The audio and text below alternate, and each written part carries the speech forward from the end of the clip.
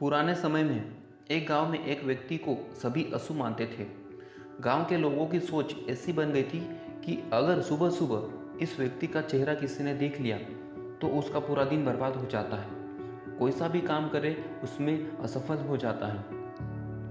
आज के दौर में भी बहुत लोगों मुंह से सुना होगा कि पता नहीं किसका मुंह देख लिया तो ऐसा हो गया।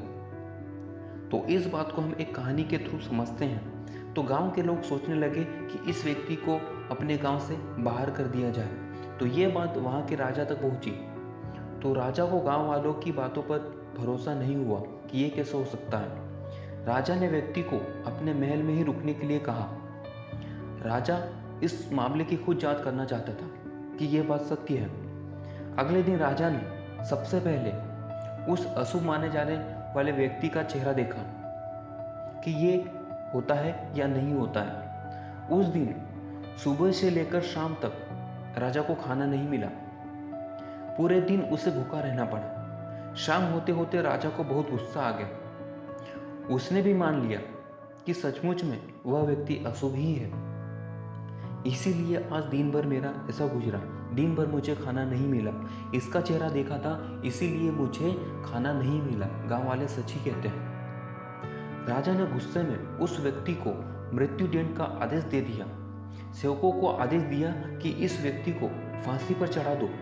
राजा की आज्ञा पाकर सेवक उस व्यक्ति को फांसी पर चढ़ाने के लिए ले जा रहे थे। तभी राजा के मंत्री को यह बात मालूम हुई और वह तुरंत राजा के पास पहुंचा और पूछा, आप इस निर्दोष व्यक्ति को मृत्यु दंड क्यों दे रहे हैं?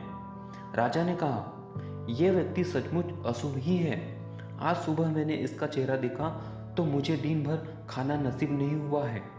मंत्री ने कहा, महाराज क्षमा करें, लेकिन इस व्यक्ति ने भी आज सुबह सबसे पहले आपका चेहरा देखा था। आपको तो सिर्फ खाना नहीं मिला, लेकिन इस व्यक्ति के प्राणों का संकट खड़ा हो गया है।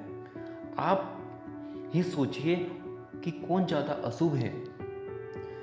राजा सोचने लगा और सोचते सोचते हैरान हो गया। मंत्री की बात तो सही है। राजा को हैरान देखकर मंत्री ने कहा, महाराज किसी भी व्यक्ति का चेहरा अशुभ नहीं होता है। चेहरा तो सिर्फ ईश्वर की देन है। अशुभ तो हमारी सोच होती है। हमारी सोच जैसी होगी हमें दूसरे लोग भी वैसे ही दिखाई देंगे। राजा को मंत्री की बातें समझ आ गई और राजा ने उस व्यक्ति को आज़ाद कर दिया। तो इस कहानी से हमें यह सीख मिलती है कि हमारी सोच हमेशा सकारात्मक बनाई रखनी चाहिए। अगर नकारात्मक सोचेंगे तो दूसरे लोगों के लिए भी हमारी सोच वैसे ही हो जाएगी। गलत विचार हमारे सोच को नुकसान पहुंचाते हैं और हम दूसरों के लिए भी गलत सोचने लगते हैं। अच्छा सोचेंगे तो सभी लोग हमें अच्छा ही दिखाई देंगे। तो दोस्तों, कहानी अच्छी लगी, बात अच्छी लगी तो वीडियो को लाइक ज़रूर कर देना और चैनल को सब्सक्राइब कर लीजिए। तो इस